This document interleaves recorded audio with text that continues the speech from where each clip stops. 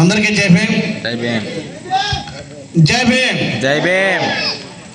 జై భీమ్. జై భీమ్. గుడ్లవల్లేరు అంటే నా సొంత గ్రామం, నా సొంత మండలం. ఇక్కడ అనేక ఉద్యమాలు చేశాం. ఆ ఉద్యమాలన్నీ ఇప్పుడు గుర్తుకొస్తా ఉన్నాయి. ఈ మండలంలో నేను తిరగిన గ్రామం ఏదన్నా ఉందా చెప్పండి. రూపాయి కోసం ఉద్యమం చేశాం, గుర్తుందా? వెంట్రుమల్లి గుంటూరు మరియమ్మ గారిని చనిపోతే 3వ రోజున వచ్చి శవాన్ని తీసి ఉద్యమం చేశాం, గుర్తుందా? అటు గురజామని, సంకర్షణపురం అని, పెన్నకోట అని, కోరాడమని, జేమ్స్పేట అని, వెంట్రుమెల్లి కానీ, పసిపట్లపాలెం కానీ, పెంజండ్ర కానీ, అంగళూరు కానీ, చంద్రాల కానీ, లంకమాలపల్లి కానీ, లంకాదొడ్డి కానీ, అంటే ఇలా ఈ గ్రామాలన్నీ ఏదో సమస్య చేస్తానే ఉన్నాను.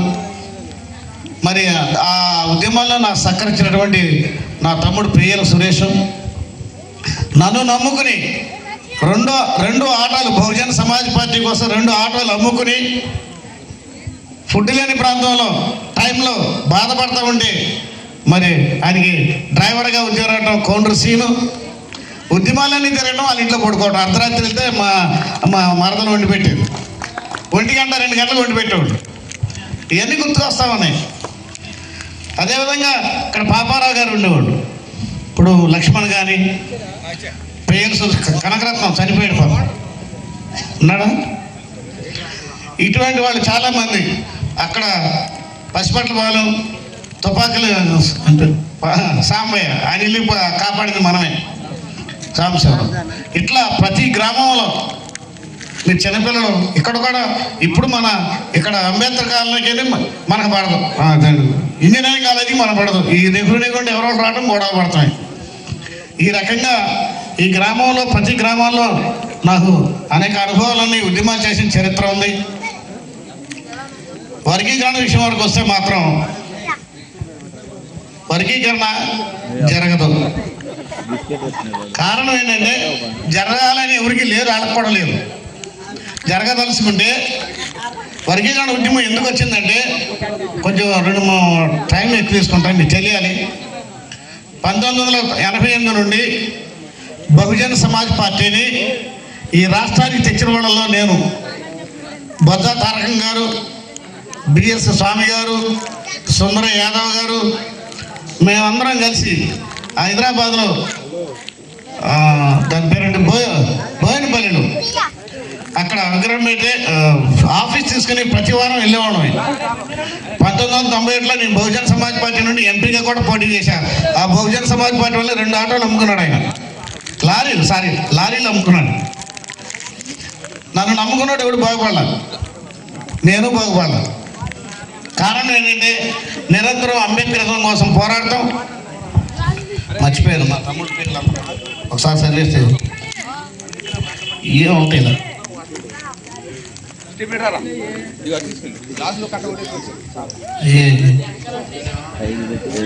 ఆల్మహానాడికి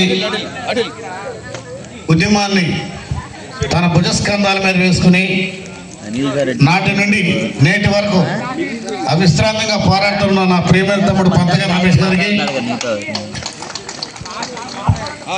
ఈ కార్యక్రమాన్ని ఇంత చక్కగా ఏర్పాటు చేయడానికి గత కొన్ని రోజులుగా ఈ మండలం కాకపోయినా మండలం అంతా తిరుగుతున్న తమ్ముడు కోటే రమేష్కి, కోటే రఘునాథ్కి, దాసరి భాను గారికి, ఎం సుబ్రహ్మణ్యం గారికి మంచి పాటలు పాడాడు బాబు, పెగ్గం ప్రసాద్ గారికి, మొవ్వల అన్వేష్ గారికి, ఇంటేటి జార్జి మల్లర్ గారికి, పులి శ్రీనివాస్ గారికి, కోండు శ్రీనివాస్కి, కుమార్ గారికి, దాసి లక్ష్మణ్ గారికి, మనో రాజశేఖర్ గారికి, అన్నిటికన్నా ఈ కార్యక్రమాన్ని సభాధ్యక్షం వచ్చినటువంటి నాగబాబు గారికి, అదేవిధంగా పేరు సురేష్ గారికి, చాలామంది ఉన్నారు. నాకు తెలిసిన వాళ్ళందరికీ పేరు పేరు ధన్యవాదాలు. జై భీములు. గ్రామం కూడా దినేష్ ఎక్కడున్నాడు తమ్ముడు, ఇంకా చాలామంది వర్క్ చేశారంట. అందుకే నిర్వాహకులందరికీ పేరు పేరు ధన్యవాదాలు. 1994 వచ్చే బహుజన సమాజ్ పార్టీ చాలా ఈ దేశంలో ఉత్తరప్రదేశ్ తర్వాత ఈ రాష్ట్రంలో అధికారంలోకి వస్తుందని కాంశీరామ్ గారు కూడా చెప్పారు. 94లో మేము పెద్ద ఉద్యమం పీరియడ్ గ్రౌండ్స్లో లక్షలాది మంది మీటింగ్ పెడితే ఈ రాష్ట్రాల నుండి ఈ గ్రామం నుండి కూడా వచ్చారు. 25,000 మంది నేను ఒక్కడిని తీసుకెళ్ళి బహుజన సమాజ్ పార్టీ జెండా తీసుకున్నాను. 1997లో బహుజన సమాజ్ పార్టీ నుండి ఎంపీగా పోటీ చేశాను. ఇక్కడ మంచి మంచి ప్రాక్టీస్ వదులుకున్నాం. చదువుకోకుండా ఉద్యమాల్లోకి రాలా. నేను కానీ రమేష్ కానీ, ఆయన లా చదివాడు, నేను ఎమ్మెల్యే చదువు బతకడం కోసం ఉద్యమాల్లోకి రాలా. అంబేద్కర్ సిద్ధాంతమైనటువంటి రాజ్యాధికారాన్ని కాపాడడానికి మాత్రమే ఉద్యమాల్లోకి వచ్చాం. అయితే అప్పుడు వచ్చినటువంటి దాదాపు 6 లక్షల మంది మన వాళ్ళందరూ చూసి బెదిరిపోయినటువంటి అప్పుడు తెలుగుదేశం ప్రభుత్వం ఎన్టీ రామారావు 80 సీట్లు ఇస్తాం బహుజన సమాజ్ పార్టీకి అని అడిగారు. బొత్స తారక గారు ఏమన్నారంటే, అసలు మీతో మాకు ఇదేంటి ప్రాబ్లం, కారంజేళ్ళలో మా వాళ్ళందరూ చంపేశారు, మీతో మాకు పుత్తక్కర్లేదని నిజాయితీగా తిరస్కరించిన జాతి ఏదైనా ఉందంటే మన జాతి. అప్పుడు మేము కాంగ్రెస్ ప్రభుత్వం వ్యతిరేకంగా గ్రామాలు తిరిగాం. ఈ గ్రామాల్లో కూడా మీటింగ్లు పెట్టాం. పెడితే ఆ కాంగ్రెస్ ప్రభుత్వం పోయి తెలుగుదేశం ప్రభుత్వం వచ్చింది. బహుజన సమాజ్ పార్టీ కొన్ని పొరపాట్ల వల్ల పకడ్బందీగా చేయలేకపోవడం జరిగింది. ఆయన చెప్పకూడదు. అప్పుడు ఎన్టీ రామారావు ముఖ్యమంత్రి అయ్యాడు. ఎన్టీ రామారావుని పడేసి 5 నెలల్లో చంద్రబాబు నాయుడు ముఖ్యమంత్రి అయ్యాడు. చంద్రబాబు నాయుడు ముఖ్యమంత్రి అయితే ఆలోచన చేసేటంటే, ఎప్పటికైనా ఈ మాలామాదిగలు ఏకమైతే మా రాజ్యాధికారం పోతే ఎప్పటికైనా వీళ్ళు వచ్చేస్తారు, మాలోళ్ళు ముఖ్యమంత్రి అయిపోతారు, ఈ రాష్ట్రానికి మాదిగలు ముఖ్యమంత్రి అయిపోతారు, బహుజన సమాజ్ పార్టీ వచ్చేస్తుంది, మా అడ్రస్ లేకుండా పోతారని ఈ వ్యక్తిని తీసుకొచ్చి బహుజన సమాజ్ పార్టీని గ్రామాలు తిరిగి మందకృష్ణని తీసుకొచ్చి, మందకృష్ణ ఏ ఊరు వచ్చినా తెలుగుదేశం లీడర్గా ఒక తాకిని పంపించారు చంద్రబాబు నాయుడు. ఏమనంటే, ఆయన మీరు డప్పు మేళాలతో తీసుకురండి, స్వాగతం పలకండి అని ఆయనే ఆర్గనైజ్ చేసి ఈ రకంగా చేయటం వల్ల ఆనాటి పెద్దలైనటువంటి మన గురువులు పెద్దలు, మన ఆదర్శవంతులైనటువంటి బొత్స తారక గారు కానీ, కత్తి పద్మారావు గారు కానీ, సత్యమూర్తి గారు కానీ, అప్పన్న గారు కానీ, మరి వీళ్ళందరూ పానేలో ఏదో చేసుకుంటారని వదిలేశారు. గద్దర గారు కానీ దాన్ని యాక్చువల్గా పాలక వర్గాలకి వర్గీకరణ చేయడం ఇష్టం లేదు. చేయదలుచుకుంటే పార్లమెంట్లో బిల్లు పెట్టి చేయాలి. వీళ్ళు పార్లమెంట్లో పెట్టరు, వాళ్ళు అడగరు. కారణం ఏంటంటే మాలామాదిలు కొట్టుకోవాలి. మాలామాదిలు కొట్టుకుంటే వీళ్ళు రాజ్యాధికారం వదిలేసి 1994 నుండి ఈ రోజు వరకు ఇప్పుడు కూడా కొట్టుకుంటూనే ఉన్నాం. వాళ్ళకి కావాల్సింది వర్గీకరణ చేయడం కాదు. వర్గీకరణ పేరున మాలామాదిగలు చీల్ చేయాలి. వాళ్ళు విజయవంతం అయ్యారు. ఈ మాల జాతి ఎటువంటిదంటే, ఈ దేశానికి రాజ్యాంగాన్ని అందించినటువంటి జాతి మాల జాతి. అయితే ఈ దేశంలో 6,436 కులాలు ఉన్నాయి. ఈ 6,436 కులాల్లో ఈ కులాలన్నీ ఒక మాలల మీద ఎందుకు వ్యతిరేకంగా ఉన్నారు? ఏ రాజకీయ పార్టీ సపోర్ట్ చేయట్లా, ఏ యూనియన్ సపోర్ట్ చేయట్లా, ఏ సంఘాలు సపోర్ట్ చేయట్లా. కారణం ఏంటంటే, ఎప్పటికైనా ఈ మాల జాతి ప్రమాదకరమైన జాతి, రాజ్యాధికారాన్ని వీళ్ళు తీసుకొచ్చేస్తారు అనే భయం. అందుకే వాళ్ళకి మనకు సపోర్ట్ చెప్పడం కారణం. ఎందుకంటే వీళ్ళు విద్యావంతులు, చైతన్యవంతులు, అనుకరణాన్ని సాధించగల దమ్ము, శక్తి, సామర్థ్యం ఉన్న వ్యక్తులు కాబట్టి వీళ్ళు దూరంగా పెట్టాలన్న ఏకైక లక్ష్యమే కానీ వాళ్ళకి వర్గీకరణ చేయాలన్న అంశం మాత్రం కాదు. అది మన స్వాతలు ఎప్పుడు అర్థం చేసుకుంటారో మాకు తెలియదు. కానీ ఈరోజు మనం ఎక్కడైనా చూడండి, ఆ మధ్యలో అక్కడ కామెంట్లు ఉద్యమం చేస్తున్నాం. నేను వెళ్ళి పక్కన నుంచుని అడిగాను, ఏదో ఏ రోజు మీరు రాలేదు, ఈ రోజు వచ్చారంటే అది మీ వాళ్ళైనా మీరు నేర్పుకున్న ఉద్యమం అని చెప్పారు. ఈ రోజులో వీధుల్లోకి రావడం కానీ, ప్రశ్నించడం కానీ, ఒక సమూహంగా రాజ్యాంగ వ్యతిరేక కార్యక్రమం ఎవరు చేస్తున్నా ఎదురుకుని ప్రశ్నించే దమ్మున నిజాయితీగా ఉండేది మన కులం కాబట్టి మనం అంటే ఎవరికి పడతల్లా. మాలాంటి వాళ్ళు కూడా లాక్కొచ్చేసారు వీధుల్లోకి. నిన్న మొదటి మేము అంబేద్కర్ రాజ్యాధికారం తిరిగాం. మరీ దారుణంగా కులాన్ని తిడితే అలా ఊరుకుంటాం. మనం మేము మనువాదులం అయితే మీ చరిత్ర ఎప్పుడే ఎండ్ అయిపోయింది. ఇది వాస్తవం. ఇప్పటికీ మా శత్రువు ఎవరంటే ఆధిపత్య కులాలు. మా శత్రువు ఎవరంటే రాజ్యాంగాన్ని తూచాగా తప్పకుండా అమలు పత్రం వాడు ఎవడన్నా ఏ పార్టీ అన్నావా అని. అది టీడీపీ అవచ్చు, వైఎస్ఆర్సీపీ అవచ్చు, సిపిఐ అవచ్చు, బీజేపీ అవచ్చు, ఎవడన్నా సరే రాజ్యాంగాన్ని తప్పుదారి పట్టించి, రాజ్యాంగాన్ని కానీ పక్కదారి పట్టించి ఎవడన్నా మాకు శత్రువే. మన టార్గెట్ ఉదాహరణ చెప్తే చాలా బ్రహ్మాండమైన కాన్సెప్ట్ పెట్టారు, భీమా కొరేగా. 2008 మంది పేష్వా సైనికుల్ని 5 మంది మహర్వీరులంటే మాలవీరులు ఓసకోతకు వస్తున్నటువంటి రోజు 1818 జనవరి 1వ తారీఖు. అంబేద్కర్ గారు బతుకున్నంతకాలం జనవరి 1వ తారీఖు భీమకోరేగావ్లో ఉండేవాడు. ఆయన ప్రాక్టీస్ నిలబెట్టాడు. అంబేద్కర్ గారు బతుకున్నంతకాలం భీమకోరేగావ్లో జనవరి 1వ తారీఖున ఉండేవాడు. నేను మొన్న ఏం చేశాను, విజయవాడలో అంబేద్కర్ విగ్రహం ఉంది. ఆ విగ్రహం కూడా పీకేస్తాను. దమ్ముండి ఈ కూటమి ప్రభుత్వాన్ని ఛాలెంజ్ చేస్తున్నాం. ఆ విగ్రహం మీద చేయండి, ఇంచు స్థలాన్ని చూడండి, చేయండి. మీ దమ్మె మా నెహ్రూ నగరాలు ఈ గుడ్ల వల్ల ఉన్న మామూలు తెచ్చి మేము తరిమి కొడతారంతే, బయట కూడా అక్కర్లే. నేను ఆ రోజు వెళ్ళాను, బహిరంగంగా ఛాలెంజ్ చేశాను. ఎవరైనా అంబేద్కర్ విగ్రహం పెట్టుకుంటాం, అది గ్రామాల్లో మారుమూలనే తీసే ఊరుకోనాలమే. పైన కమ్మవారు, పైన అమ్మవారు, కింద కమ్మవారు అన్న చోట పెద్ద విగ్రహం పెడితే మేము ఎందుకు ఊరుకుంటాం తీస్తే? దాన్ని ఏమంటారు వాళ్ళు, మెయింటైన్ చేయలేకపోతాం అంటారంట. సప్లా నిధులు ఉన్నాయి కదా, ఎస్సీ కార్పొరేషన్ నిధులు ఉన్నాయి కదా, అవి ఏమి కాదు. ఆ పనికిరాడు ఒకడున్నాడు, పేదవాడు, ఈనాడు రామోజీడు, ఆయనకి 1000 కోట్లు ఉన్నాయి. కానీ ఈ ప్రభుత్వం 6 కోట్లు పెట్టి ఆడు జనం చేసింది. 6 కోట్లు పెట్టి చేశారు కదా. మరి బాబాసాహెబ్ అంబేద్కర్ మెయింటైన్ చేయడం 24 లక్షలు ఎందుకు లేదు మీకు? మీ వల్ల కాదు, మాకు వదిలేయండి, మా పథకాల విషయం మాకు వదిలేండి, మేము నడిపించుకుంటాం. విజయవాడలో నుండి 127 అడుగుల అంబేద్కర్ విగ్రహాన్ని మీకు మెయింటైన్ చేయడం రాదు, మాకు వదిలేయండి, మేము చూసుకుంటాం. చేయలేమా? ఆ దమ్ము లేదా? ఆ శక్తి మనలో లేదా?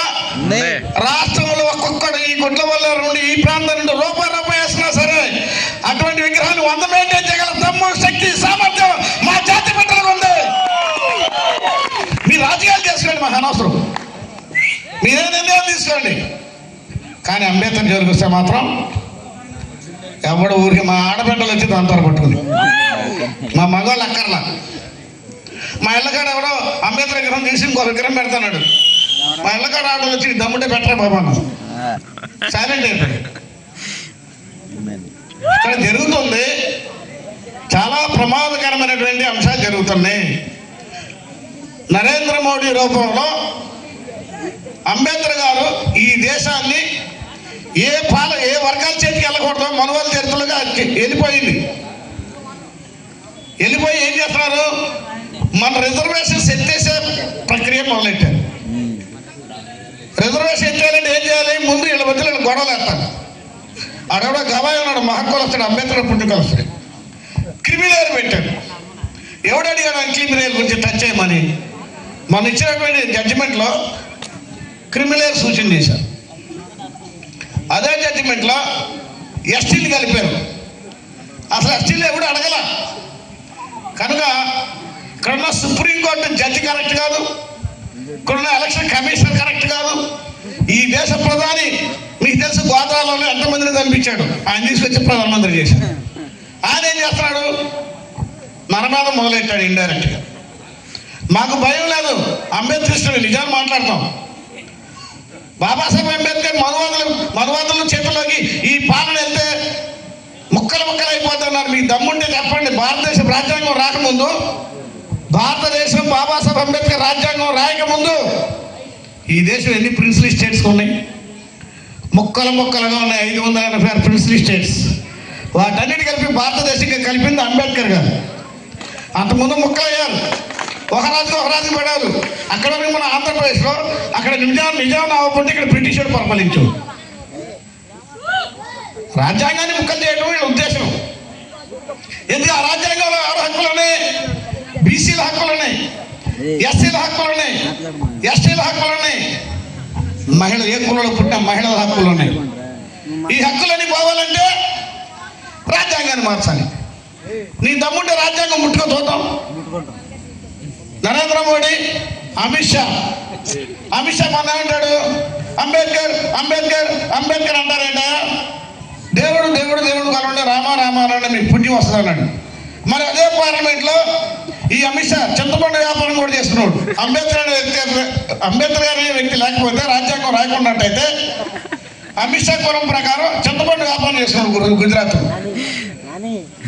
మరి పార్లమెంట్లో మోడీ అని అరుస్తున్నారు. మరి ఆయన చెప్పండి, మీరు మోడీ మోడీ అని ఎందుకు వస్తారు? దేవుడు దేవుడు అని అరవండి, మీరు స్వర్గానికి వెళ్తారని.